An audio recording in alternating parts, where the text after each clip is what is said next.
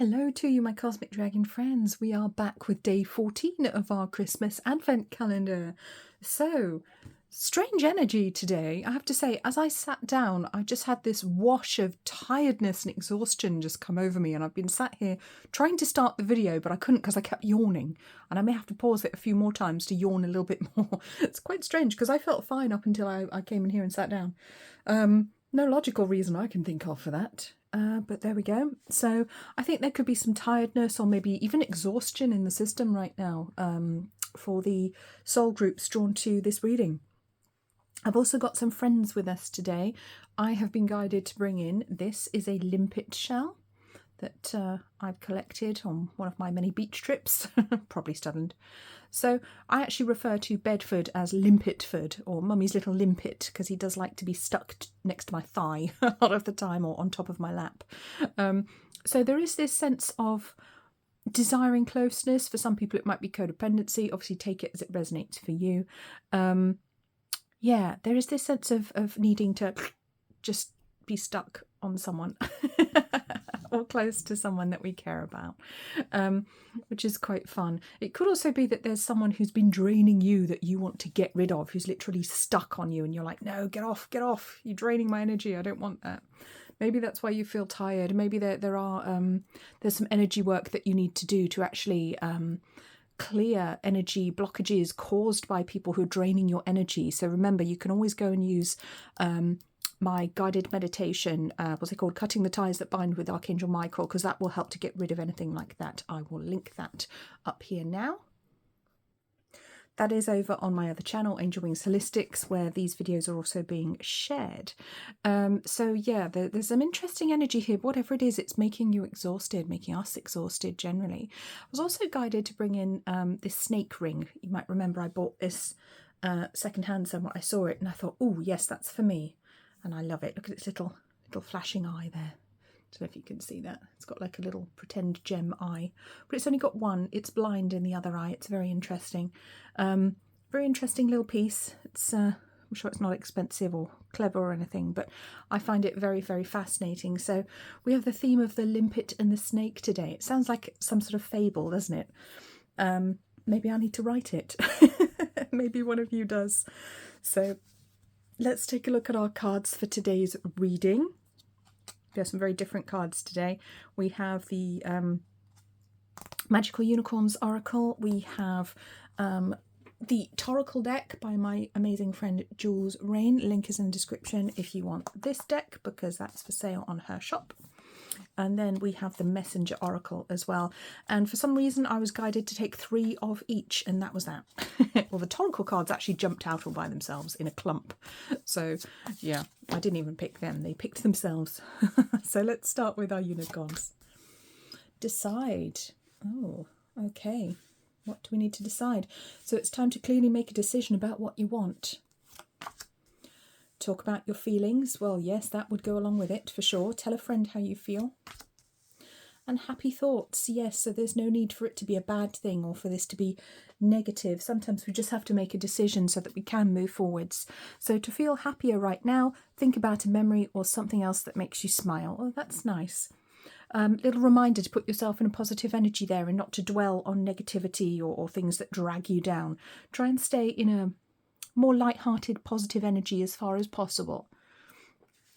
And I know that's not always easy, but there's certainly a decision that needs to be made, or many decisions about your life, about how you're going to move forwards with things. So decision time, interesting. So let's bring in our Toracle cards. We have the Tower. Oh, wow. It almost suggests like, well, if you don't decide, someone's going to decide for you and you might not like it. So a little bit of a caution there for some people. 26, Air of Truth. Yeah. And that can be literally airing your feelings, talking about your feelings, talking to a friend about what's actually going on. And the Fool, yes, with happy thought. I like how these 3 all kind of correlate with those 3. They correlate so beautifully. Having the Fool energy, which is the eternal optimist. Wow. Yeah, so it feels like quite a heavy energy today. Maybe that's why I'm picking up on the exhaustion here. Obviously, we're pulling on a number of different threads of energy here for the different people watching. But at the moment, the numbers of people watching have been quite low. So there's a good chance this is actually for you. You might get quite a personal message in some of these because the numbers of people haven't been hugely high watching the videos. And of course, my guides will have known that in advance. Oh, this is interesting. Very interesting. So there's certainly an element of the intellect that needs to be engaged here. It does feel like an intellectual decision. Also needs to come from the heart, but it feels like you need to think about something very carefully about how you're going to proceed. So whether it's to do with work, jobs, house, home, family, relationships, pets, your car. I mean, it could be anything. It will be individual to you, of course. But it feels like some serious decisions need to be made, and you might need some help or advice from somebody, or literally just to speak it out loud to another person so that, you know how sometimes we'll say something out loud and it all seems a bit clearer. So that could be a part of it. But the snake, always very interesting because snakes are about healing. I mean, for some people they're about temptation, but to me I tend to see them as more to do with healing. They can be dangerous as well because obviously poison, some of them are poisonous, some of them are constrictors, so they can literally hold us back, literally tie us down, or they can poison us. But also it's the symbol of healing, isn't it, with the snake and the caduceus, with the two snakes. So very, very interesting here. So it might be a case of you have to do something that feels unpleasant just to have a better life a little bit later on down the line.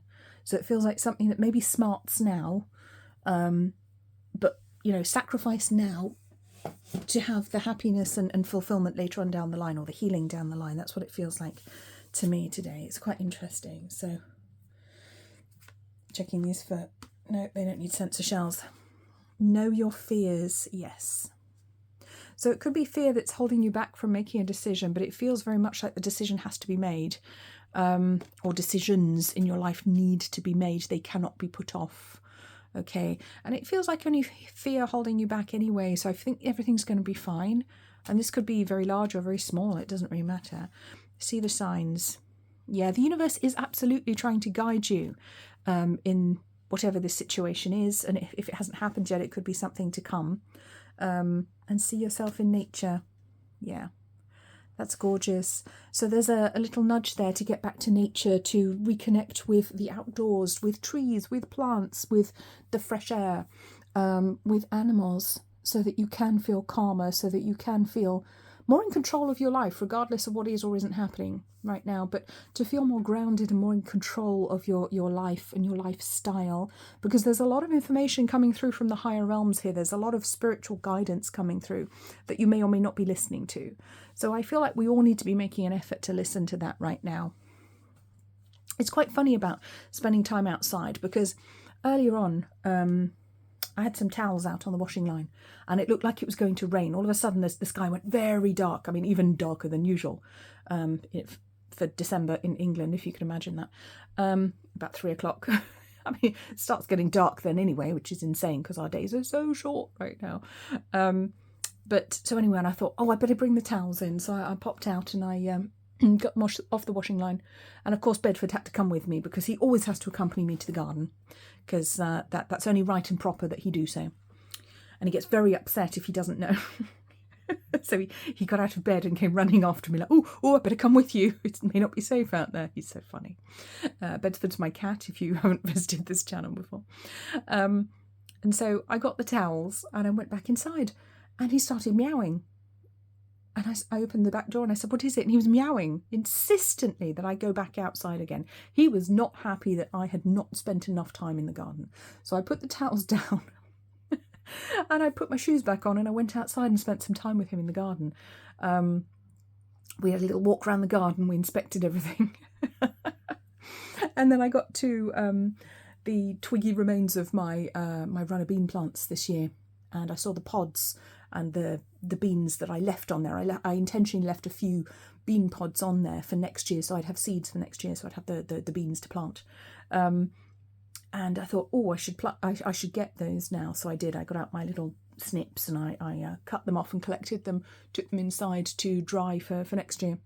And Bedford was satisfied with that, but clearly he was intending on making me spend more time outside.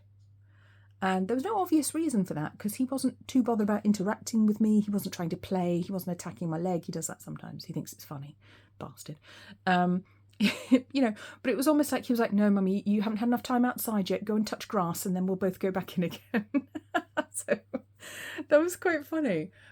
So the cat made me spend more time outside than I was planning to, because I just dashed outside for a minute to grab the towels, the wet towels off the line. But clearly I needed more time out there. I needed to do other things. So I did actually end up spending more time outside, thanks to Bedford, who is very wise. You know, he's a cat, but he's also very, very wise, lives in the moment, listens to his spiritual guidance clearly. So yeah, see the signs, pay attention when someone or something is telling you to do something, particularly if it's about spending time outside, getting fresh air, getting exercise, eating and drinking the right things. Pay attention and know that fear doesn't have to control you. In fact, fear shouldn't control you.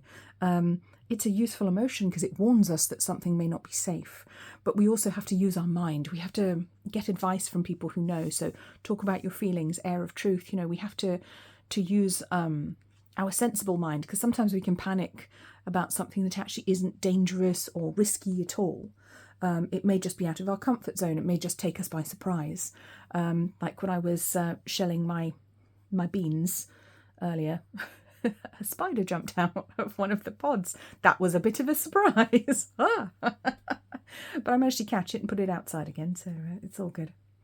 Definitely not the kind of spider that would do well indoors. Wouldn't have liked that, so I put her back outside.